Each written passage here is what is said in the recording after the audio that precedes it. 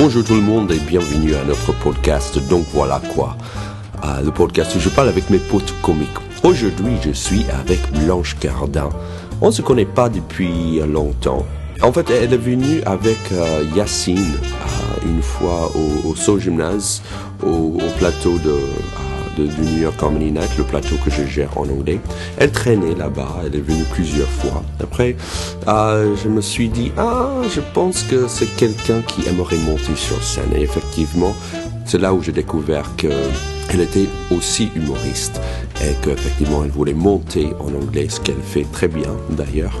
Et j'étais tout de suite impressionné par la sincérité qu'elle peut avoir sur scène et hors scène. C'est quelqu'un qui n'a pas peur de se livrer. Et ça, c'est rare, je trouve, dans notre milieu aujourd'hui en France. Mais c'était en faisant ce podcast que j'ai pu apprendre encore plus sur la vie de Blanche et qui c'est cette femme mystérieuse qui a arrêté la scène pendant 5 ans. Bonne écoute. T'as un boulot? C'est beau, ça. Merci. J'ai un boulot? Elle parle de mon micro. Non, je parle de son micro-pénis. En fait, je demande à chaque fois, parce que tu n'as pas écouté assez de mes podcasts, ce que les gens pensent. Bon, en fait, je demande ça parce que je pose la question, parce que souvent, les premières 10 fois que j'ai fait le podcast, chacun avait un commentaire sur le micro. Ah ouais. Et donc, je me demandais si les gens, après un moment, pensent qu'ils parlent justement que je commence chaque podcast en sortant ma queue, tu vois. Ouais. Qu'est-ce que tu en penses? Ah oui, c'est grand, c'est un peu rétro. C'est, un peu rétro. C'est très 50s, quoi. Et donc, voilà, c'est le micro un peu rétro. Et ton boulot, c'est que tu vois qu'il y a une lumière là. Ouais. Il faut pas que ça s'éteigne ou que ça clignote. C'est pour ça que tu m'as invité. C'est pour vérifier que cette lumière reste toujours allumée. Reste toujours, parce que je peux pas être partout. C'est un petit peu comme la lumière dans les églises, tu sais, qui dit que Jésus est là. Ouais, il est toujours là, alors. Ouais. J'espère. Quand la petite lumière est là, c'est que Jésus est là. Ouais. Quand la lumière est partie, c'est qu'il est dans une autre église. Juste, ce que je veux dire, c'est que ça implique que j'ai besoin de Jésus pour mes podcasts. Parce que si cette lumière n'est pas allumée, Jésus n'est pas avec nous, et donc ça marcherait pas. D'accord, écoute, je te confirme que Jésus est avec nous là pour l'instant. Ça veut dire que tout va bien. À mon avis, dès qu'on va commencer à dire des choses intéressantes, il va partir, hein. C'est Jésus. Donc, C'est Jésus, ouais, c'est ça la magie de Jésus. Ouais. J'interviens là, pas parce que je pense que je suis Jésus, mais juste parce que j'ai fait un montage un peu bizarre. Après ça, on a parlé de choses un peu inintéressantes. Et donc, on va revenir sur la conversation où on parle de la sincérité sur scène. Voilà quoi. J'ai assez peu de contrôle de tout ça parce que je préfère pas travailler une sorte de discernement de ce qui est bien pour une image ou ce qui est pas bien. Parce que voilà, de toute façon, ce qui en général je trouve est drôle et intéressant, c'est quand c'est un petit peu overshared. Ouais. Donc, et que c'est too much. Donc, mais que voilà. Il y a peu de gens qui le font. Il y a peu de gens qui le font. Ouais, qui font quoi? Qui se livrent autant. Ouais. Tu parles sur scène ou tu parles... Ouais, je parle sur scène, je parle dans des interviews, je parle quand on m'envoie des photos pour valider des trucs, je renvoie toujours tout d'un bloc en disant allez-y, je m'en fous. Ouais. Parce que je vais pas commencer tu vois, sinon tu perds ta vie à essayer de contrôler ton image et ce que tu as dit. Mais il y a des gens qui passent leur vie en contrôlant leur image et c'est pour ça qu'ils gagnent des milliards, tu vois ce que je veux dire? Ah ouais, oui, mais oui, c'est un choix, mais là, nous, dans les métiers qu'on fait, on n'a pas le temps de non, je parle même de notre métier. Il y a plein d'humoristes qui ont producteurs qui contrôlent l'image de l'humoriste. Ouais. Tu ne penses pas, non? Si, dans une certaine mesure, mais après, quand t'as des gens qui le font pour toi et que peut-être, je sais pas, j'en sais rien. Ouais, je pense que ça dépend de pourquoi tu fais ce métier. Ouais, oui. Toi, tu as un autre but. Ouais. Je pense qu'il y a plein de gens qui aimeraient faire du stand-up juste pour qu'ils puissent être acteurs. Et dans ce cas-là, tu vois, ton image est encore plus importante parce que tu es à la télé, tu es dans un film, tu es ce que tu veux. Ouais, bien sûr, Donc, toi, tu es plus de politique de Louis C.K. quelque part. C'est genre, je livre. Je livre un peu, ouais. J'essaie d'être moi-même, etc. Ce genre politique? Ou Bah, c'est juste j'essaie la d'être feignance? moi-même, en fait, j'essaie déjà de savoir pour moi-même qui je suis, Ouais, en essayant d'en parler le plus possible, Ouais. et donc sur scène. ouais. Mais voilà, j'ai pas vraiment l'impression d'avoir un but bien défini en faisant ce métier. Hein. Ouais. C'est-à-dire que tu es toujours en découverte. Ouais, complètement, ouais. Je sais pas pourquoi je fais ça. Tu n'as jamais su? C'est-à-dire, au début, tu pensais le faire pour une raison et maintenant ça a changé, ou tu n'as jamais su? Ah non, j'ai jamais su pourquoi je faisais ça. Et donc pourquoi tu le faisais? Ben, un peu comme si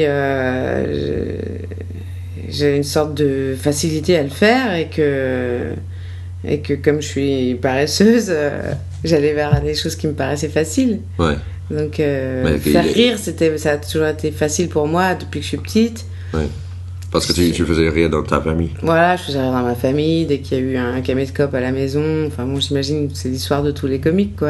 Ouais, Euh, pas tous, mais je pense pas mal, ouais. Ouais, ouais. Ouais. Et du coup, voilà, j'ai été très vite reconnue pour ça Ouais. à la maison. Tu as des frères et sœurs? Ouais, je suis la plus petite. Ouais. Ouais. De combien? De combien de quoi? Frères et sœurs. 3. T'es le troisième. Ouais, D'accord. T'as un sœur et un frère. ouais, une sœur et un frère. J'ai Ouais. dit un sœur. Non, Ouais. Une sœur, normalement. Mais c'est très dur de dire un sœur et une frère. Ouais. Enfin, justement, de. Ouais. Donc, tu étais la petite. Voilà, je suis la petite dernière, ouais. Mhm. Et donc, tu te disais après un moment, les maths est difficile, le bio est difficile, tandis que faire rire c'est facile pour moi. Bah ouais, en fait, ce qu'il y a, c'est que je voulais être chirurgien, moi. Donc, Ah bon? ouais. J'opérais mes hamsters et tout ça. Je mettais des chaussettes au bout de mes mains, des chaussettes blanches comme ça. Puis j'imaginais que c'était des gants de Ouais. chirurgien. Et puis je pratiquais des opérations à cœur ouvert sur des hamsters, sur mes hamsters, quoi. Bon, je les Et il découpais était pas. déjà mort ou Non, non, non, ils étaient vivants. En vrai, je les ouvre, je les ouvrais pas, mais j'en ai tué quelques-uns. Quand même. Ouais, mais c'était pour la séance, donc ça va. Bah, c'était pour la science, parce qu'il y a eu un moment, par exemple, j'ai eu besoin de faire des expériences, comme par exemple, il a fallu que je vois l'effet que ça fasse sur un hamster de le faire descendre une rampe d'escalier en bois comme ça, Ouais. pour les besoins de mes recherches, quoi. Et- Ouais. Bon, on a perdu un hamster à cette occasion-là. J'ai aussi donné des cacahuètes à un hamster. Et Donc il faut pas donner des cacahuètes à un hamster. Ouais. Donc t'as appris ça après coup. Ça, du coup, voilà, j'ai Ouais. pu Bon, mettre c'est ça la dans- science, encore une fois. Mais voilà, on expérimente, on peut pas savoir jusqu'à ce qu'on... On peut pas savoir jusqu'à ce qu'on expérimente soi-même les Ouais. choses. Donc voilà, donc j'étais bien partie dans une carrière de chirurgien, mais je me suis aperçue qu'effectivement, ça allait poser un problème en termes de mathématiques. Mhm. Puisque je suis une fille et que les filles ont Sont un nulles. cerveau qui ont un problème avec les mathématiques. Ah, avec tout. Ouais. Mais surtout avec les mathématiques. Voilà, et donc voilà, j'étais trop paresseuse pour aller là-dedans, mais j'avais vraiment envie de ça, j'avais vraiment envie d'être chirurgien. Quand tu commençais à voir que c'est dur, tu dis, en fait, non, c'est pas pour moi. Ouais. C'était vers quel âge? Ah, c'était vers, je sais pas, 12-13 ans, quoi. D'accord. Ouais. Et donc là, c'était un coup de... T'as eu l'idée de monter sur scène à ce moment-là? Ah bah je suis montée sur scène à ce moment-là, j'étais dans une petite troupe de théâtre, en fait, Ah, quand j'étais gamine. Une troupe assez marrante, parce que le metteur en scène nous emmenait à Avignon jouer dans la rue, ouais, l'été. ouais. Et on dormait au camping et on partait du camping habillés un peu comme des espèces de troubadours de cirque bizarres, cradingues, mi-clochard, mi-forain, mi-circassien, et on traversait Avignon comme ça Pour faire le spectacle dans la pour rue? aller faire le spectacle sur la place du Palais des Papes à Avignon. Ouais. Et là j'avais 12 ans, 12-13 ans, et, Ouais. et ils étaient tous beaucoup plus âgés que moi, les autres. Et c'était... Genre 45. Non, mais genre 18-19, Ouais. quoi. Et c'est marrant parce que de cette troupe de théâtre, d'ailleurs, ils sont quasiment tous devenus comédiens. Ah ouais, Ouais, c'est rigolo. c'est cool. Ouais, et c'était une super expérience. Et puis, ça s'est arrêté vers 13-14 ans pour des raisons que je ne vais pas expliquer ici. Ah. Et Mais c'était une troupe de combien de personnes? On était une dizaine. D'accord. Et c'était une troupe de Paris? Ouais, de banlieue. Moi, j'ai grandi dans le 9-2. Ah, Et, ça fait moins peur que 9-3. Ah oui, ça fait moins peur, ouais. Bien sûr, ouais. Le chiffre 2, ça fait moins peur que 3. Ouais. Bah 3, tout de suite, il y a un côté tournante, quoi. Il y a un côté... Ouais, on ne sait 2, pas. non, 2, c'est encore un couple, quoi. Ouais, justement, c'est plus attendu. Ouais. Et le 9, qui est 3x3, en plus. Ouais, 3x3, c'est carrément violent réunion. Là, c'est... Ouais. Donc, dans le 9-2... Dans le 9-2, donc c'était une petite troupe de théâtre. Voilà, on se réunissait dans une MJC de Courbevoie. Mm-hmm. Et donc après, j'ai arrêté ça. J'ai plus du tout refait de théâtre. Vers 20 ans, j'ai commencé à faire des vidéos. Mm-hmm. Entre 18 et 20 ans, j'ai commencé à faire des vidéos avec 2 potes à moi. Ali Arabe et Fouad Belmessaoud. Et on a créé un petit collectif tous les 3 qui s'appelait Les Intermitos. Ouais. Et on s'amusait beaucoup. Moi, je faisais des études à l'époque, je faisais des études de sociologie. Ouais. Et c'était pour me marrer que je faisais ça, et eux aussi, sauf que Ali, qui réalisait, qui était à la caméra, lui, ne perdait pas de vue que peut-être qu'un jour, on pourrait le faire vraiment ce truc-là. Et il envoyait des DVD de ce qu'on faisait à droite à gauche, et on a fini par tomber sur Kader Aoun, qui nous a répondu vous êtes marrants les mecs, et qui nous a propulsé sur un plan. À l'époque, c'était Carl Zero, une émission de Carl Zero le dimanche qui s'appelait le vrai journal à midi. Et on faisait des petits sketchs d'actu. Mais c'était il y a longtemps. C'était quoi? C'était genre je sais pas, je sais plus, j'ai aucune notion du temps. Et, 2004. Ouais, c'est ça. Et, et voilà, et après ça a été parti, quoi. Après il n'y avait plus le choix. Kader montait le Jamel Comedy Club. Il m'a dit allez, toi, hop, sur scène. Ouais. Et t'as jamais fait du stand-up? J'avais jamais fait de stand-up, je savais même pas ce que c'était que le stand-up. Ouais. Donc j'ai commencé à regarder Richard Pryor, Seinfeld. Parce qu'il t'a dit. Ouais. Il t'a dit, bah oui, va faire tes devoirs et reviens. Et tu parlais, tu comprenais déjà l'anglais à cette époque? Ouais, j'ai toujours été assez bonne en langue, en fait. Et du coup, puis après, tous ces trucs-là sont sous-titrés aussi. Hein, donc voilà, mais tout ça pour dire quoi? Pour dire pourquoi est-ce qu'une fois j'ai eu le sentiment de comprendre pourquoi je faisais ça, non. Voilà. Quand Kader t'a dit monte sur scène, tu pensais quoi? Tu dis non, c'est pas pour moi, ou tu dis ok, pourquoi pas, parce que c'est pas un petit truc. Tu sentais juste que ça te faisait du bien, en fait. Non, mais ça me faisait pas du tout de bien. Ouais. J'avais envie de mourir. Avant de monter sur scène, mais si ça marchait sur scène, tu kiffais ou quoi? Non. Même pas? Non. Donc c'était une torture. Avant, pendant, et après. Ouais. Ouais. Pour quelqu'un qui trouve ça torturant, t'as fait pas mal, finalement. T'as fait quelques années. Ouais. Ah bah c'est maso, hein. Ouais. T'as jamais pris plaisir? Si. Oui. Quelques fois. Quand? Alors, écoute, j'ai pris mon pied sur scène à l'Olympia. J'ai fait la première partie d'Elysée Moon il y a quelques années déjà, c'est 6 ou 7 ans. Ouais. Et j'ai fait 25 minutes en ouverture de spectacle avant son show. C'est pas rien, 25 minutes à l'Olympia. Ah bah non, c'est pas rien, c'était extraordinaire. Ouais. Ça s'est bien passé, tu étais content? Ah bah c'était carrément, j'avais l'impression d'être un espèce de capitaine, tu vois, de navette spatiale, comme ça. Ouais. Et que j'étais là avec le volant, puis je conduisais tout le public dans l'espace. Regardez, alors là, ça c'est planète machin, ça c'est un...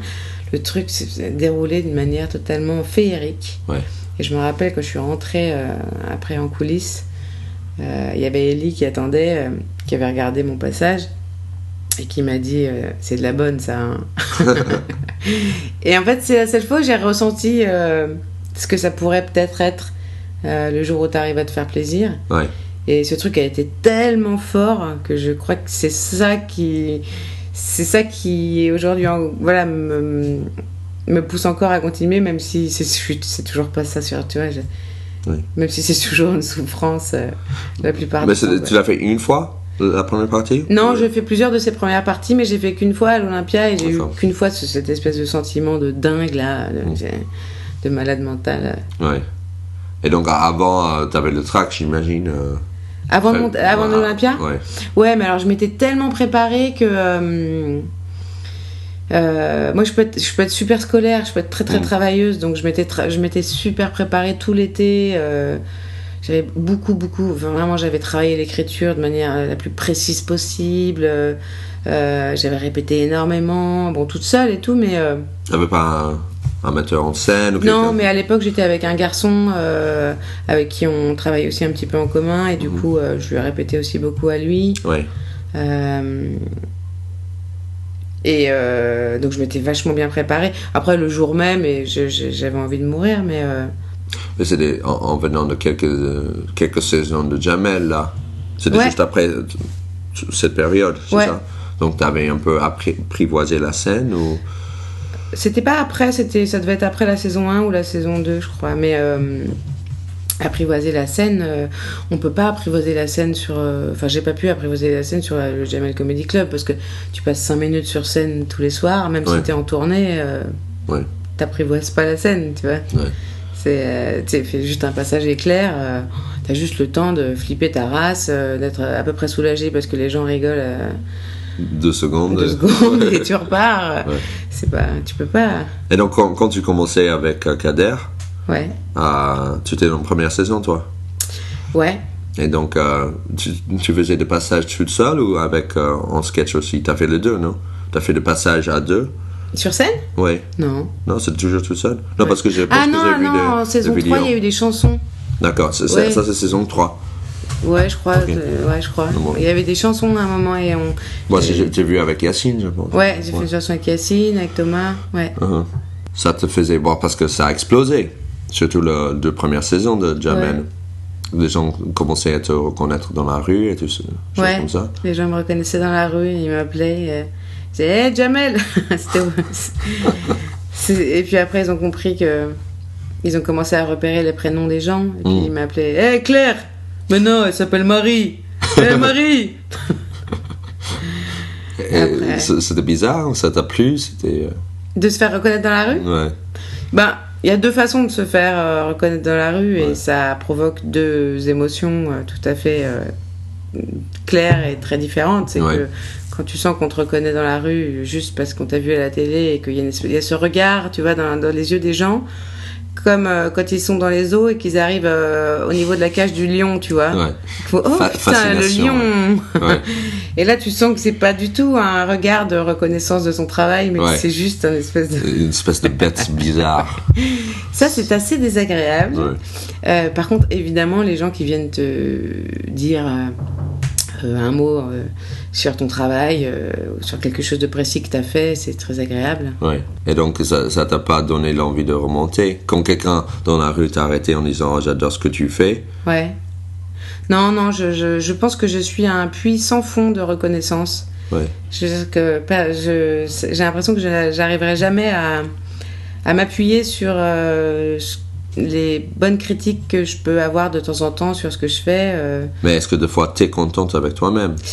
Est-ce qu'il y a des moments où tu te dis là je sais que j'ai fait un bon travail? C'est très fugace. Ouais. Tu vois, c'est très éphémère. Ouais. Tu vois, l'autre soir ça s'est bien passé. J'ai été contente pendant 10 minutes après. Ouais. Et après, tu dis, en fait, non. la vie revient. La vie revient, voilà. La vie revient. Et enfin, la mort, plus exactement, mais c'est ça. Et pourquoi, si tu étais dans ta famille plutôt celle qui faisait rire, pourquoi t'as toujours besoin de cette reconnaissance? Pourquoi j'en ai besoin alors que j'en ai déjà eu de la reconnaissance? Ouais. Écoute, c'est ce que j'essaye de démêler avec mes 3 psys. Ouais, mais là, c'est un podcast, c'est encore plus fort que le séance psy. Écoute, le besoin de reconnaissance, Je sais pas, j'ai l'impression d'avoir jamais assez d'intelligence sur l'observation du monde qui m'entoure et jamais assez de clairvoyance et jamais assez de... je sais pas, j'ai besoin de comprendre et de décrypter en permanence ce qui se passe autour de moi, ce qui m'arrive, etc. Et j'ai jamais l'impression d'y arriver vraiment. Juste de comprendre. De comprendre. Mais comment on peut comprendre ce que les autres pensent? C'est impossible.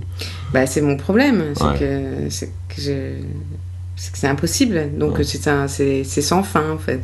Ouais. Donc, pourquoi tu fais quelque chose qui te plaît pas pour une reconnaissance qui te plaît pas? C'est grosso modo, c'est ça que tu m'as dit, en fait. Ouais. C'est bizarre.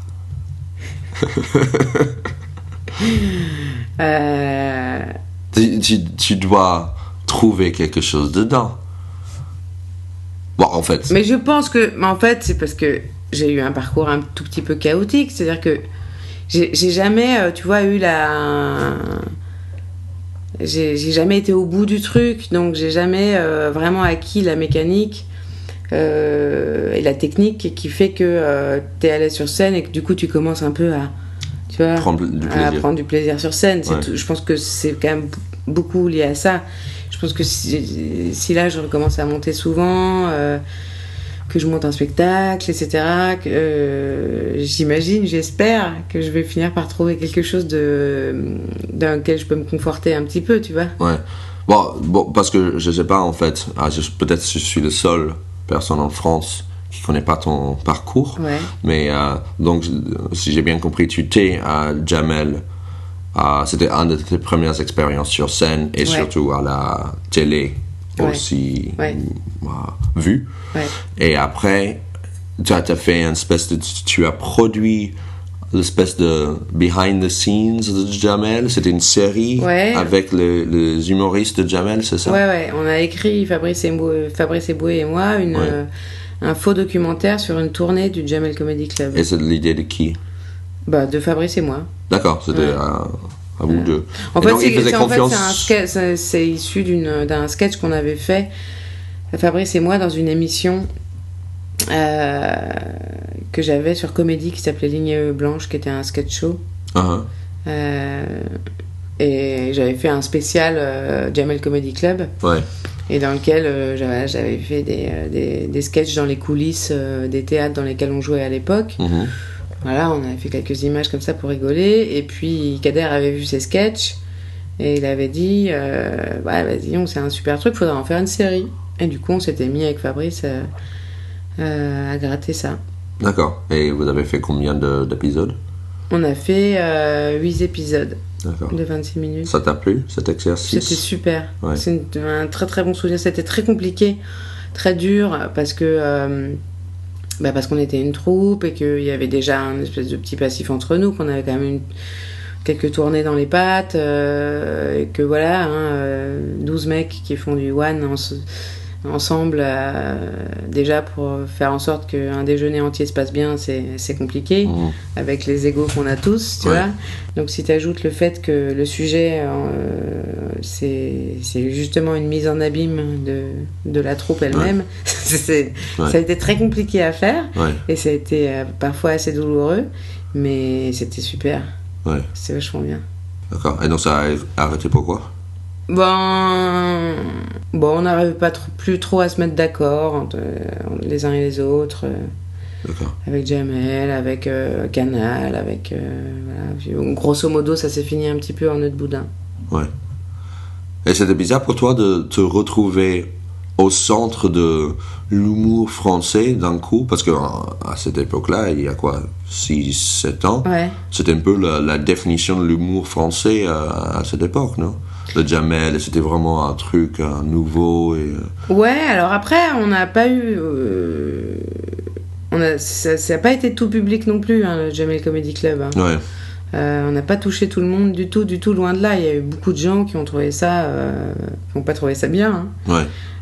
Et ton avis ça n'a pas du tout été unanime, le succès du Jamel Comedy Club. Ouais. Hein. Et toi, tu trouvais quoi? Tu pensais quoi? Bah, moi, si tu veux, dans mon milieu d'intello de gauche, personne aimait, quoi. Tout le monde trouvait ça ras des pâquerettes, nul. Il parle des vannes ou l'idée? Non, des vannes. D'accord. De la qualité de l'humour, du contenu, quoi. Ouais. Et tu étais d'accord avec eux ou tu pensais quoi? Bah, j'étais d'accord avec eux. Est-ce que j'étais d'accord avec eux? Avec du recul, maintenant, effectivement, je pense que c'était pas mal parce que c'était nouveau, que c'était un peu... que c'était un renouveau un peu dans l'humour. Ouais. Mais je pense quand même que c'était assez paresseux. Dans quel sens? C'est-à-dire l'écriture. L'écriture en général, de tous autant qu'on était. Hein, Mais en même temps, pourquoi paresseux? Parce que tu as l'impression que vraiment ils auraient pu faire mieux, mais ils voulaient pas parce que c'était juste. Ils avaient. Non, mais je pense qu'on n'avait pas un niveau d'exigence très fort parce que c'était la première fois qu'on faisait du stand-up en gros en France. J'allais dire, en fait. Voilà. Et du coup, on s'est satisfait d'un niveau de vanne un peu ras des pâquerettes. Enfin, je veux pas faire du Jamel Comedy Club bashing total, mais d'ailleurs, je me mets aussi dans le lot, tu vois. C'est juste, je pense que voilà, c'était la première fois, donc. On n'a pas été très exigeants envers nous-mêmes et envers, tu vois... En fait, t'as l'impression que c'était plus le style qui était nouveau et pas forcément les vannes, c'est ça? Ouais.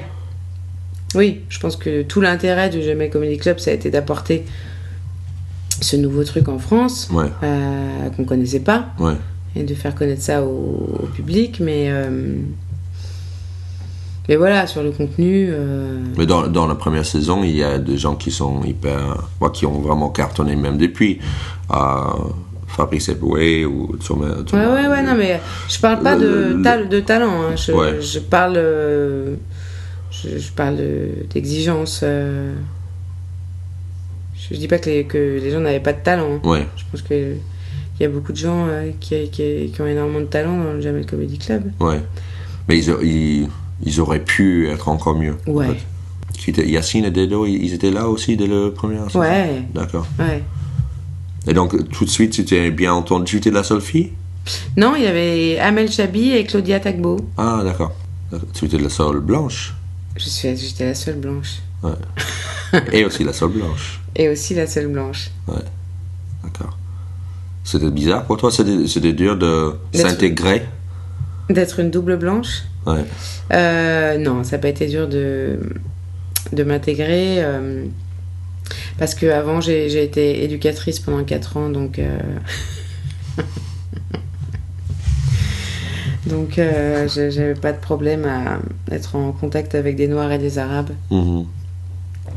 Donc il faut un entraînement spécial en fait. C'est des gens de très bonne compagnie. Hein. Ah ouais. Ouais. J'aime beaucoup la compagnie des Noirs et des Arabes. Ah moi je me méfie de tout. Non, mais non. Non, parce que en fait, j'ai l'impression que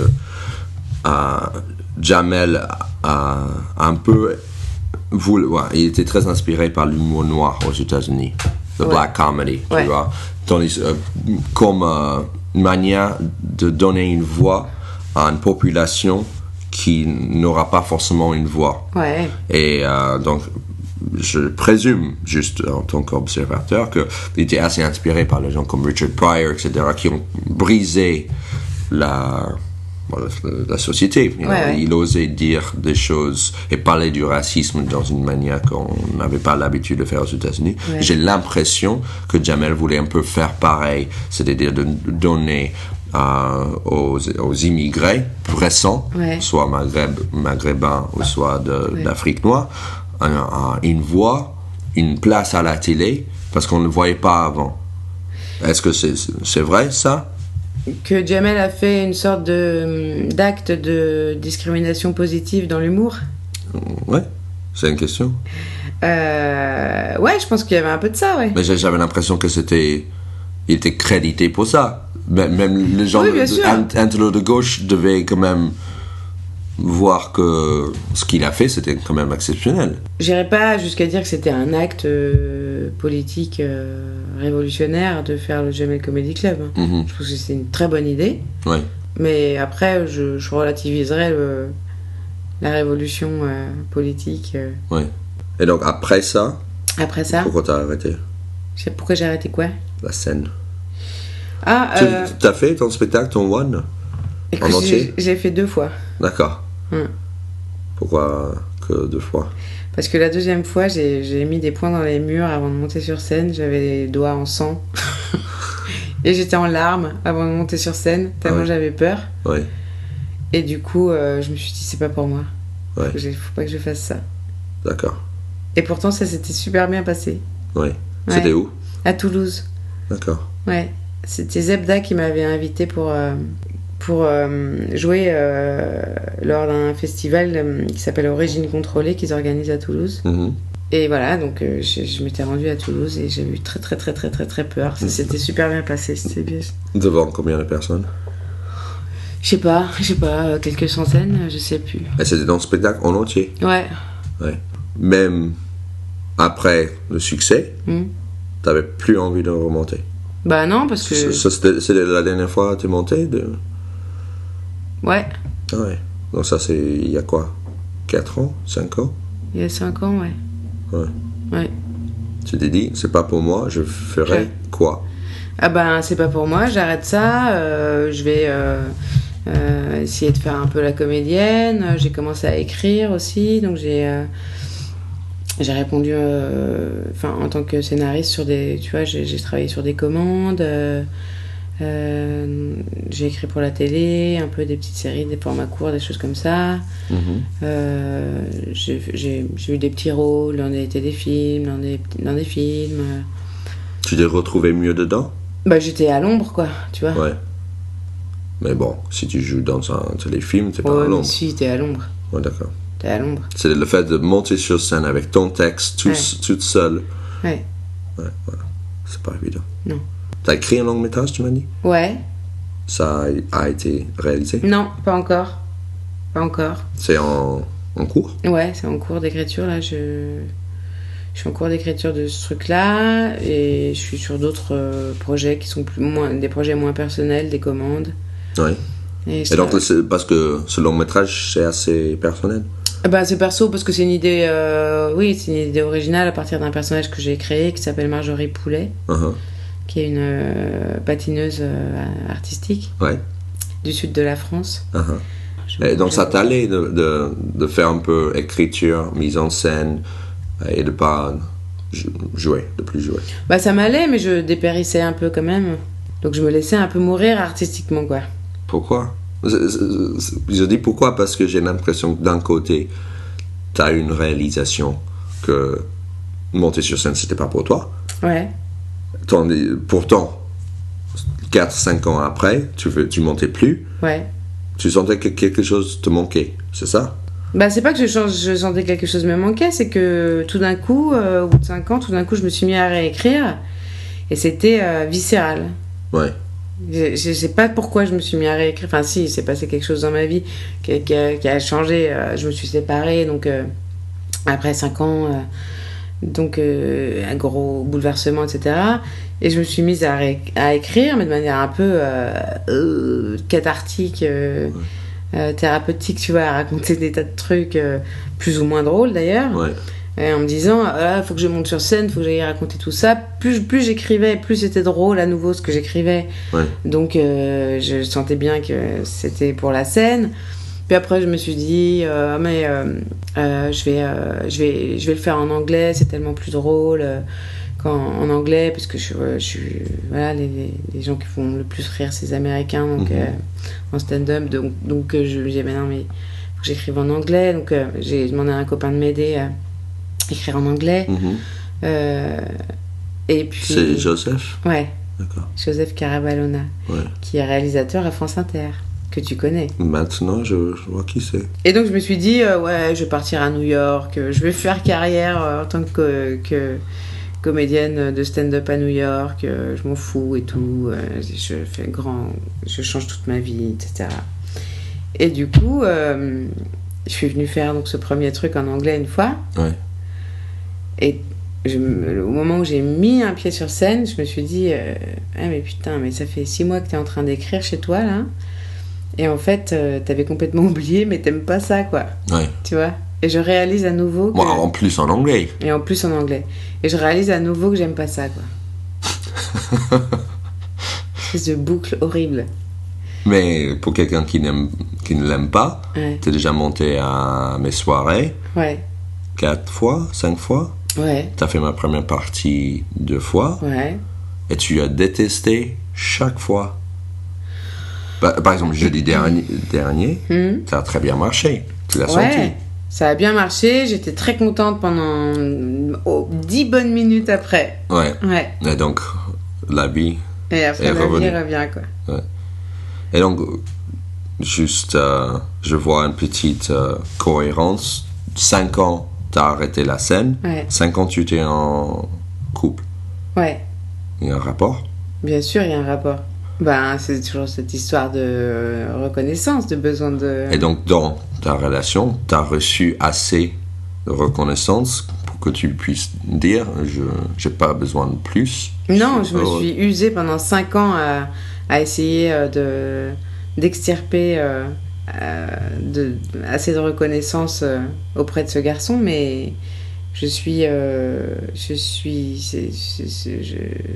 un puits sans fond, comme je t'ai dit tout à l'heure. Ouais. J'aurais jamais assez...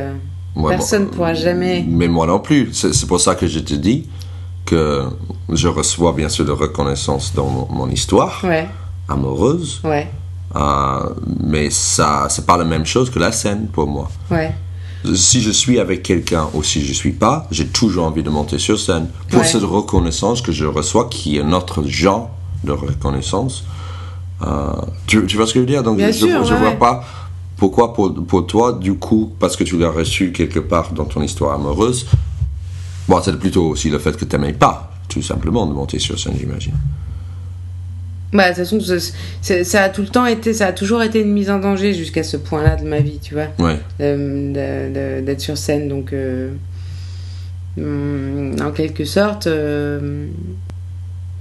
comment dire?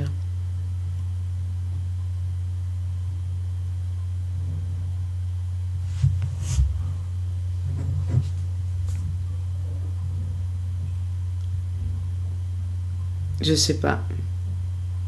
Je sais pas. Et donc, depuis, tu remontes. Ouais. Pourquoi tu continues? Si t'aimes pas. Parce que j'espère avoir... c'est l'héroïnomane à la recherche du flash, quoi. Ouais. J'espère retrouver le C'est truc... 10 minutes de bonheur. C'est ça, t'es à la recherche de ce 10 minutes de bonheur après un bon passage. Non. Je suis à la recherche de ce que j'ai vécu sur scène à l'Olympia. D'accord. Ouais. Qui était une demi-heure de bonheur. Donc Qui était 25 minutes de bonheur. Je pense que j'ai été touchée par la grâce du fantôme d'Edith Piaf ce jour-là. Ouais. Tu vois? Ah ouais. Non, je sais pas. Mais en tout cas, c'est sûr que je suis à la recherche de ça, ouais, c'est sûr. Mais, De ce sentiment-là, tu vois. oui, mais tu l'as ressenti sûrement un peu jeudi dernier quand t'es monté. Un chouïa, tu vois. Même si c'est devant 40 personnes ou 2000, c'est quand même la même chose, non? Non, mais je crois que c'est ce format de 5 minutes qui est... si tu pratiques pas du tout un format plus long de temps en temps, Ouais. ça te laisse tout le temps dans un espèce de truc super frustrant de pas avoir eu le temps de t'être installé sur scène, tu vois, 5 minutes c'est violent, quoi, même si tu réussis. Donc pourquoi tu as envie de Parce que je veux remonter faire un avec... spectacle. D'accord, donc c'est un nouveau but Ouais. encore. Ça avance. Ah ouais, mais j'ai énormément de matos. En fait, j'ai quasiment trop de matos. Je te dis, je suis restée chez moi pendant 6 mois à écrire, là. Je sais pas, je dois avoir une centaine de pages. Donc c'était après la rupture. Ouais. Tu te dis, j'avais trop de choses sur mon cœur, il faut que je le sorte. Ouais. Grosso modo, ouais. Ouais. Et t'as pas peur de livrer autant de toi-même sur scène? Non, et puis je parle pas que de ça, hein. Ouais. Je parle aussi beaucoup de ce qui fait que...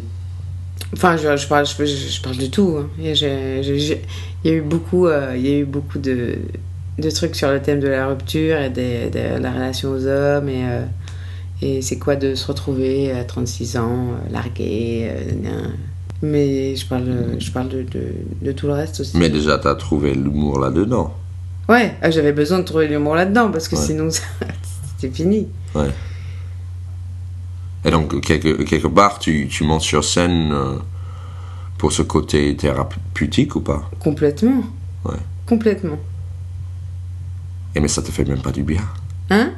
Mais ça te fait même pas du bien? Ou un peu quand même? Écoute, ça m'a fait énormément de bien d'écrire déjà, tout ça, tu vois? Ouais. D'écrire et de chercher l'humour là-dedans. C'est-à-dire que d'avoir du recul, je pouvais pas en avoir sur la relation ni sur la rupture, mais au moins d'avoir du recul sur ce que moi j'étais là, espèce de loque chez moi, à pleurer, tu vois?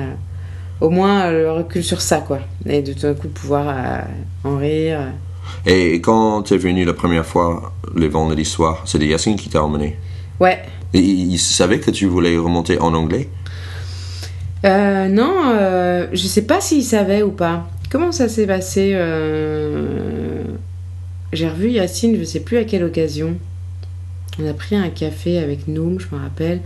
Il a dû me dire à ce moment-là, je joue en anglais. Je dis, ah, c'est pas vrai, mais c'est génial, il y a un endroit où on joue en anglais, tout ça, c'est super. Il me dit, oui, viens, c'est au gymnase. Et donc, j'ai été une première fois. Ouais. Et je trouvais ça super, trop bien. L'atmosphère est géniale, hyper chaleureux. Un présentateur un présentateur trop mignon, trop drôle. Ouais. Et surtout, une espèce d'ambiance que j'avais jamais vécue, que j'avais jamais ressentie avant dans les endroits où... dans les scènes ouvertes, les trucs. Oui, non, mais il y a des plateaux détendus en français quand même. Ouais, mais là, je sais pas, il y a un truc en plus. C'est le côté anglais. Bah, je pense. À quel point c'est un bouclier? À quel point c'est un bouclier? Ouais. Bah, c'est qu'on se dit que... On peut dire au carapace, c'est le meilleur mot? Ouais, carapace. Pas carapace parce qu'il y a pas... Parce que justement, en fait, on ne craint pas les coups. Ouais. Donc c'est pas une carapace, au contraire. D'accord. C'est vraiment, tu vois, moi je crains beaucoup moins les coups, je crains beaucoup moins tout d'un coup cette situation du public juge, tu vois. Parce que c'est en anglais. Ouais, parce que... il y a une séparation entre le public et toi, ou pourquoi? Non, parce qu'on sent quelque chose d'a priori bienveillant. Ouais. Qui vient du public. Mais alors c'est pas un truc, c'est pas une critique du public français, c'est lié au fait que ce format de stand-up, c'est quelque chose de beaucoup plus culturellement naturel. Ça veut rien dire culturellement naturel. On a plus l'habitude. Mais vous avez c'est ancré chez vous ce format d'humour parce que et on le sent bien d'ailleurs parce que quand on est sur scène en anglais, les gens dans le public, ils ont des réactions, tu vois. Quand tu es en train de faire des prémices d'une blague, les mecs dans la salle, tu entends des mecs dire « Ah oui, c'est vrai, oui, t'as raison », ou qui finissent ta phrase. Ouais. Pas forcément pour se faire entendre, pas en mode éclair, mais... Ouais, mais juste on comprend tellement. Ouais. On comprend ce que tu dis, etc. Mais jamais ça n'arrive dans un public français. D'accord. Parce que c'est pas... cette espèce de façon de partager des points de vue existentiels, tu vois, c'est pas quelque chose que tu fais en France avec des inconnus assez facilement, alors que tu vois le stand-up, quand des fois ça a une petite forme de philosophie bon marché, tu vois. Mm-hmm. C'est pas pour le dévaluer, c'est juste pour dire que des fois c'est sur ce mode-là qu'on est sur scène, tu vois. Ouais. Je pense que l'être humain, ceci, le machin, la femme, l'homme, tu vois, des propos un peu généralistes sur les choses, le monde. Et ben c'est quelque chose qu'on fait pas beaucoup en France en fait. Dans le stand-up ou tout court? Non, dans la vie. D'accord. Dans la vie, c'est pas un mode sur lequel on est vite avec les gens, tu vois. Alors que aux États-Unis, et avec les gens avec les anglo-saxons en général, j'ai remarqué qu'on peut être très rapidement sur ce mode-là, sur un mode, tu vois, un peu philosophique, un peu, on parle de l'existence, voilà. C'est drôle parce qu'on a un peu cette vision des Français tout de suite. Si vous êtes profond, et parce que nous on est superficiel, c'est drôle. Mais non, mais parce que vous osez avoir une espèce de philosophie un peu bon marché, tu vois. Peut-être, et nous, soi-disant, justement parce qu'on est des êtres profonds, vous gardez ça pour la philosophie des il Lumières. faut se fumer une pipe. Attention, pour quoi, pouvoir tu vois, on va pas, si on ne sait pas, si on n'a pas lu tout Kant, on va pas s'exprimer sur l'existence. Voilà, tu vois ce que je veux dire. Ouais. Et du coup. Et du coup, ça fait que le stand-up en France, il y a quelque chose qui passe pas encore avec le public, qui est pas vraiment. Mais à quel point c'est notre boulot, justement, en tant que nouvelle génération de stand-uppers, si tu veux, de transformer le public français, justement.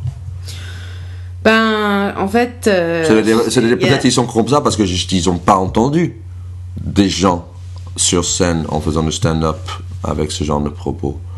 Les Français, le public français, ont moins l'habitude d'entendre quelque chose tellement philosophique ou profond sur scène dans une manière humoristique parce qu'ils n'ont pas l'habitude de l'entendre. Parce que justement, comme tu as dit, c'est plus quelque chose qu'on garde pour un milieu plus intellectuel ou un moment plus intellectuel. Et si il s'avère que d'un coup, il y a de plus en plus d'humoristes qui ont ce propos en France, en français, devant un public français, que du coup, ça va peut-être prendre 2 ans, mais ils vont s'habituer, et donc du coup, ça va être aussi un truc français. Ouais, bien sûr. Après, tout dépend de comment c'est fait, parce que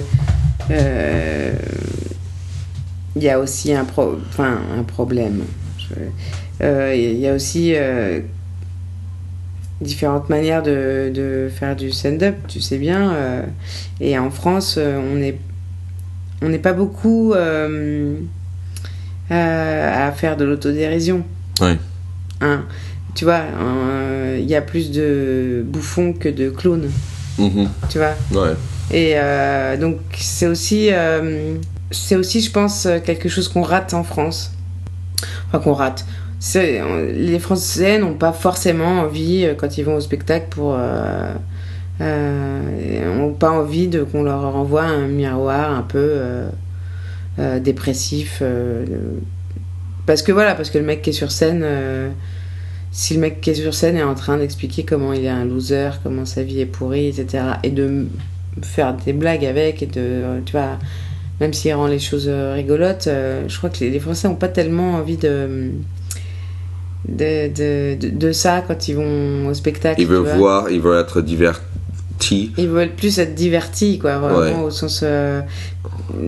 En fait, j'ai vu ça un peu avec Jamel parce que j'ai fait la 5e saison, c'est que il y avait une tendance de frimer sur scène, de justement se montrer fort, au contraire, et rarement parler de, en fait, je suis angoissé ou de ses faiblesses, quoi. Oui, voilà, c'est ça. C'est-à-dire que c'est ce que je disais sur la différence entre les bouffons et les clowns. Tu vois.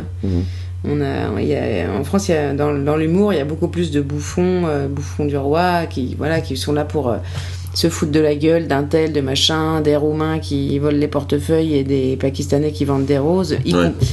Même des fois, tu vois, à des scènes ouvertes, t'entends des mecs qui disent un truc, voilà, du genre. Il y avait ce Pakistanais qui vendait ses putains de roses et les gens rigolent. Mmh. Alors qu'il n'y a même pas de punchline, tu vois. Ouais. C'est une observation. Moi aussi, je l'ai vu. Oui, c'est ça. Ouais. Et tu te dis, merde, mais ça va pas du tout, ça. Mmh. Ça, c'est des choses qui m'effraient un peu, qui m'inquiètent, vraiment. Ouais. Mais t'as pas l'impression qu'il y a quand même une nouvelle génération de stand-uppers en ce moment qui essaie de changer ça? Si, j'ai rencontré aussi des petits jeunes. Ouais. Enfin, des mecs, de 20-25 ans, là, dans les scènes ouvertes dans lesquelles je retourne en ce moment. Des mecs super, qui réfléchissent beaucoup, et d'ailleurs, même plus qu'à l'époque où il y avait où ça commençait, quoi. Ouais. C'est-à-dire que ça a créé aussi une génération de mecs qui sont vraiment qui qui ont l'air super intéressants, super motivés pour faire un truc un peu pensé, un peu construit, un peu structuré, et apporter un peu une vision des choses, quelque chose, pas n'importe quoi pour n'importe quoi, tu vas pas à la vanne pour la vanne, et ça c'est chouette, c'est super. Bah il y a les deux quoi, bah, bon, ça et donc tu remontes sur le plateau, tu testes aussi en français, tu fais de... Moi je t'ai vu aux premières fois de Yacine. C'était vraiment la première fois en français depuis 5 ans. En plus, Et donc depuis ça, qui était quoi, il y a 3 semaines maintenant, t'es remonté. Je remonte tout le temps dès que je peux là. En français aussi, d'accord. Et tu préfères lequel? C'est pas bizarre de le faire dans deux langues? Si, c'est bizarre, du coup j'évite de faire les mêmes textes parce que j'ai l'impression d'avoir un rythme bizarre dans la voix. Puis, de toute façon, j'arrive pas du tout à traduire littéralement. Ça marche pas du tout. C'est difficile. Tu peux pas, quoi. Donc, je fais pas les mêmes textes, mais c'est sûr que quand je suis en français, j'ai un peu l'impression qu'on m'a enlevé un boulet de 10 kilos, tu vois. Et je suis là, hey.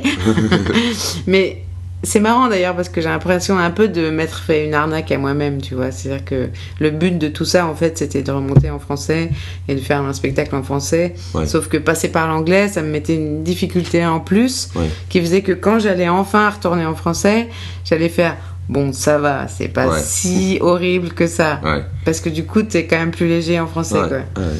Mais Et donc, jouer en anglais, c'est quelque chose que tu aimerais continuer? Ah ouais. Tu aimerais avoir 1 heure en anglais aussi? Ah ouais, j'adore. Enfin, j'adore.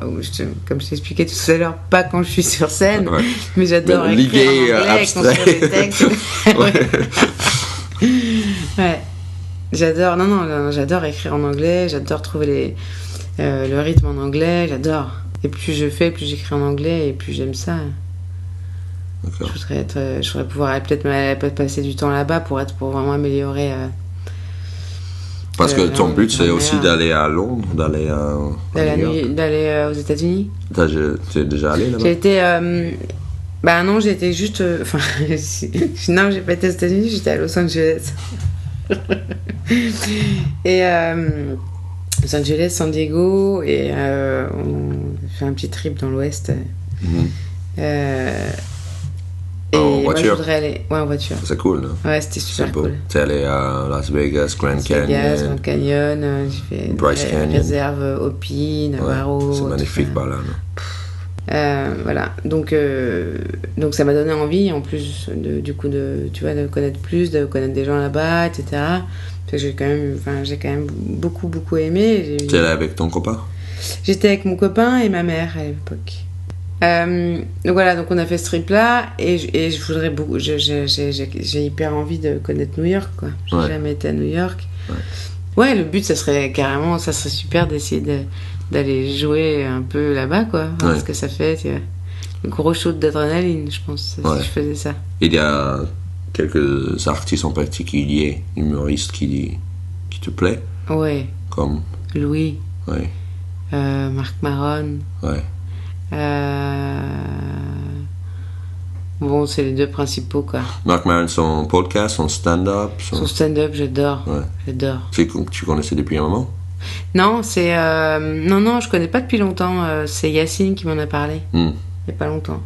Il y a quelques mois. Mais j'ai tout écouté depuis. Je trouve super brillant, quoi. J'adore sa voix. Un peu rock. Rock et rock. Les deux. Et Louis, j'adore. Lui, il m'a sorti du trou, vraiment. À plein de moments. Il m'a beaucoup redonné de courage. Elfie, j'aime beaucoup. Hélène DeGeneres. J'aime bien. Silverman est très drôle aussi. Et donc là, tu fais que la scène? Là, je fais que la scène en ce moment? Non, tu travailles sur ton scénario, tu fais la scène. Et quoi d'autre? J'ai un autre scénario en commande là, donc que j'écris avec un super scénariste. Pour un long?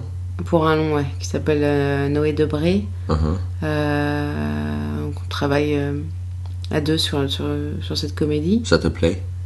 Travailler à deux sur un scénario? C'est super. Oh, j'aime pas trop travailler seul. Hein. Sauf pour le stand-up, j'ai besoin d'être la phaso. On a toujours besoin de la phaso, on est tout seul pour jeter les idées, etc. Mais il y a toujours un moment, j'aime bien ping-ponger un peu, tu vois. Ouais. Alors tu prends ton pied en faisant quoi en ce moment? En branlant beaucoup. Ouais. Et sinon... Sur scène ou hors scène? J'essaye de le faire derrière les rideaux. Ouais, c'est toujours mieux. Non, ça c'est un gros truc pour moi en ce moment de remonter sur scène. Hein. C'est énormément d'émotions. C'est un gros truc pour moi la branlette. Non, ça me provoque vraiment beaucoup d'émotions et puis beaucoup de trucs à l'intérieur. Ça me remue beaucoup de remonter sur scène. Ouais. Donc ça m'occupe beaucoup l'esprit. Et puis moi je suis très perfectionniste. Donc comme je suis très souvent sur scène en ce moment, même pour des petits 5 minutes, là ce soir j'y suis. Du coup je suis tout le week-end là sur mes textes à recompiler. Là ce soir t'es où? À l'Underground. Ah ouais, j'ai entendu de bonnes choses. J'aimerais les faire un jour. Ouais. Et toi, qu'est-ce que tu dirais c'est quoi pour toi la différence dans le processus de travail quand tu écris des vannes en anglais et d'écrire des tons... Mais ça, c'est moi personnellement. On a une expérience différente parce que l'anglais est ma langue maternelle. Donc, je pense pas que c'est une question de français et anglais. Je pense que c'est une question soit ta langue maternelle, soit pas ta langue maternelle. Tu vois. En anglais, je cherche plus les idées. Tu vois, c'est ça l'importance. Comme je le dis, c'est moins important, j'ai l'impression, parce que de toute manière, je vais trouver la manière de le dire. Ouais, c'est ça. Tandis qu'en français, il faut que je prépare les mots, tu vois. Ok, tu vois, construire plus, de prendre, voir ça plus dans une manière mathématique. Oui. Tu vois. Ah, ok, la chute est là. Donc, il faut que je prépare la phrase parce que l'idée est là, mais si je le disais spontanément. C'est pas drôle. Ou c'est maladroit. Oui, on peut rire, mais 2 secondes après. Parce que, ok, il voulait dire ça. Et ça, tu veux pas ça. Moi, je me suis aperçu qu'en anglais, j'écrivais beaucoup plus de connecteurs logiques, tu vois. Ouais. Et du coup, c'est vraiment cours de. Tu vois, j'ai l'impression d'être professeur, tu vois. Et donc, machin, c'est beaucoup Joseph qui m'a fait remarquer que j'arrêtais pas de mettre des mots du genre the fact that, nanana. Ouais. Mais ça, c'est le français aussi. Non, parce qu'en stand-up en français, je parle pas comme ça non plus, tu vois. D'accord. Mais du coup, comme c'est pas ma langue, tu voulais que ça soit tout expliqué, tu vois, absolument. Très, très précis, très soutenu finalement. Ouais, c'est ça, ouais. En fait, souvent j'ai le critique que ce que je fais en français ou même à la radio, c'est beaucoup plus. C'est trop écrit. C'est trop écrit, ouais. C'est drôle. Ouais. Mais c'est moins spontané et je travaille ça en ce moment. Ouais. Et même dans l'écriture de mon nouveau spectacle en français, c'est que tout ça rend plus parler. Ouais. Mais parce que c'est subtil. Tu foires un article, tu peux dire une au lieu de un. Ouais. Du coup, c'est bizarre. Du coup, les gens ne rient pas. Ouais. Ça joue à rien, en fait. Ouais, c'est ça, ouais. C'est fou. Ouais, bien sûr, ça se joue à rien. Ouais. Dans une langue étrangère, ça se joue à rien. Ouais. D'ici 1 an, t'aimerais être où? À New York, au Comedy Cellar. Ah bon? Sur scène. Tu veux quitter la France? Ouais. Mais il faut d'abord que je fasse un petit spectacle ici. En français? Ouais. D'accord. Je fais un spectacle ici, puis après je vais à New York. Je vais jouer un spectacle là-bas, en anglais. Mm-hmm. C'est bien, t'as pas beaucoup de grandes ambitions. Surtout au Comedy Cellar, parce qu'on sait bien. Non, écoute, je sais pas si je le ferai, mais ça me plaît l'idée, en fait, tu vois, de me projeter là-dedans, de me dire non, c'est que bien je vais faire un gros, tu vois. Ouais. Juste l'idée. Ça me plaît d'être dans cette idée-là. Après, je le ferai peut-être pas, tu vois. Ouais. Enfin, aller à New York, j'ai très envie. J'irai de toute façon. Après, réussir à jouer là-bas, c'est peut-être, tu vois, une espèce de truc complètement fou, mais l'idée me plaît, ouais. Mm-hmm. T'as une question pour moi? Est-ce que toi, tu as envie de rester en France toute ta vie? Toute ma vie? Ouais. Je veux rien faire toute ma vie. Donc, non, j'ai du mal. Pour l'instant, ça va. Ouais. En fait, ce qui est ironique, c'est que maintenant, c'est plutôt ma chérie qui veut... Qui veut partir? Ouais, au moins vivre 1 an à New York. Elle dit, putain, je suis avec un New Yorkais, il faut que je... C'est vrai? Et toi, Je profite. Ouais, bon, l'idée me plaît de retourner là-bas et vivre avec elle là-bas. Ouais. Mais le problème, c'est que je construis des choses ici aussi. Donc j'ai pas mal de choses qui marchent plutôt bien. J'ai créé un milieu anglophone qui n'existait pas. J'ai un créneau d'un Américain à Paris qui parle assez bien français pour pouvoir se moquer de la France. Ouais. Donc pour l'instant, je pense qu'il faut que je continue ici. Et si je vois après un moment, ça marche pas, peut-être je vais retourner, oui. Mais parce que tu aurais toutes les raisons de réussir aussi là-bas, toi. Oui, mais tout prend du temps. Si j'allais retourner aux États-Unis, je recommencerais à zéro, quelque part. Même si j'ai quelques contacts grâce à mon ancienne vie là-bas et les humoristes qui sont passés à Paris, qui m'ont dit si tu viens à New York ou à LA même, on te mettrait sur scène, etc. C'est bien, mais il faut recommencer. Percer dans le monde de stand-up, t'es un parmi 5000, quoi. Ouais. Le marché à New York ou à LA ou n'importe quelle grande ville aux États-Unis est saturé. Ouais. Tout le monde aimerait être le prochain Louis C.K., le prochain Jim Carrey, tu vois, parce que c'est un grand tremplin, le stand-up. Et donc, en fait, je me rends compte aussi à quel point c'est pas qu'une question d'être drôle, c'est une question d'être différent, d'avoir un angle, quelque chose de précis. Pas que, mais ça aide. Je veux dire qu'il y a plein de gens qui restent dans notre esprit juste parce qu'ils ont quelque chose de marquant. Dedo. Tu trouves Dedo drôle ou pas, tu vois qui c'est. Mais c'est bête, mais si tu vois une affiche de Dedo, t'as plus envie de voir son spectacle de quelqu'un que même s'il est hyper drôle, tu vois pas qui c'est. Oui, bien sûr, Donc malheureusement, ça joue à beaucoup soit un image, soit un créneau. Tu vois. Oui, c'est vrai, t'as raison. De dire, genre, le mec qui fait quelque chose, tu vois. Et c'est fou à quel point, moi, je me dis pas ça. Mais les gens disent l'Américain à Paris. Ou notre Woody Allen à nous. Mais les gens ont besoin, ou ils cherchent une étiquette. Oui, bien sûr, Et malgré moi, à la radio, par exemple, à Lopez commençait à dire notre Woody Allen à nous. Bon, ça me plaît parce que je suis fan de Woody Allen, bien sûr, tu vois, c'est sûr que c'est un compliment. Mais juste pour montrer à quel point on a Sonny Chan, tu vois, et chacun a son univers. Et c'est important de trouver ça, c'est très dur. Ça prend des années. Oui, c'est un peu ce que disent les clowns aussi, de trouver son clown et tout ça. Mais dès que tu le trouves, c'est pas facile après, mais ça aide vraiment de... Oui, c'est ça, c'est une sorte d'état sur scène aussi. D'état, de nature, de trouver... Je pense que c'est ça qui participe aussi à me faire flipper. C'est que j'ai pas encore trouvé ce truc-là, tu vois. Mais en montant sur scène, t'as l'impression que tu avances là-dessus? Faut que je relise tout ce que j'ai écrit et que j'essaye de voir un peu s'il y a un truc qui se dégage, une espèce d'esprit qui se dégage de tout ça. Et de voir qu'est-ce que ça exagère, quel type de trait de personnalité ou de faire une espèce de portrait de la personne qui aurait pu dire tout ça sincèrement. Tu vois, de prendre un peu de distance en fait. Et du coup de voir ce que ça peut amener en plus pour jouer pour jouer quoi. C'est tout le truc, c'est le truc le plus compliqué effectivement, je pense à trouver et à travailler ce truc là. Parce que en quelque part c'est la recherche de soi-même. En plus, parce que c'est totalement lié à la recherche de toi-même. Qu'est-ce que j'aimerais représenter sur scène, mais aussi pour moi. Qui suis-je, en fait? Oui, exactement. Qui est la question fondamentale. C'est ça, Qui suis-je, tout en sachant que quand tu es sur scène, l'idée, c'est quand même de donner l'illusion au public que tu es toi-même, alors que tu l'es pas. Tu l'es pas totalement. Non, mais ça peut être un but. De devenir le plus près de toi-même. C'est ce qu'on aime de Louis C.K. quelque part. On a l'impression, bien sûr. C'est ce que je te dis, c'est l'art, c'est cet art-là, c'est l'art de donner l'illusion au public que t'es totalement toi-même.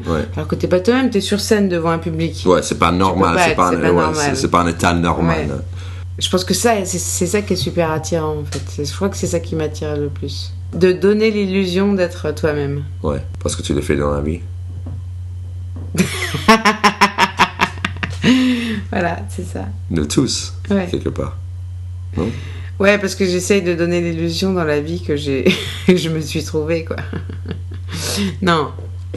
Parce que... non, je sais pas. C'est le truc à 2 balles qu'on joue tous quelque part.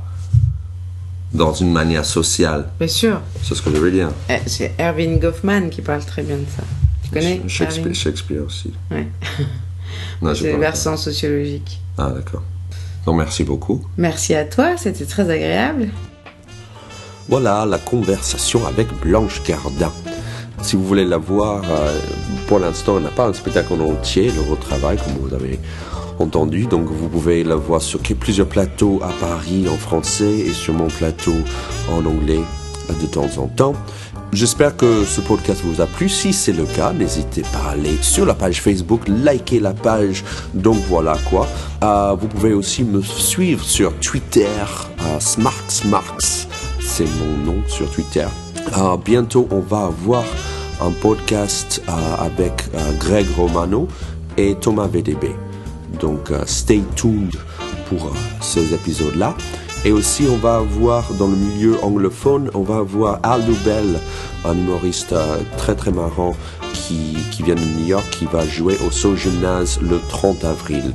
Si vous voulez venir voir Al Loubel, il faut aller sur le site de So Gymnase pour réserver. Si vous tapez Al Loubel Letterman, vous allez voir qu'il a fait un passage au Letterman qui est très drôle. Donc ça c'est le 30 avril. Bon, je pense que c'est tout. Voilà quoi.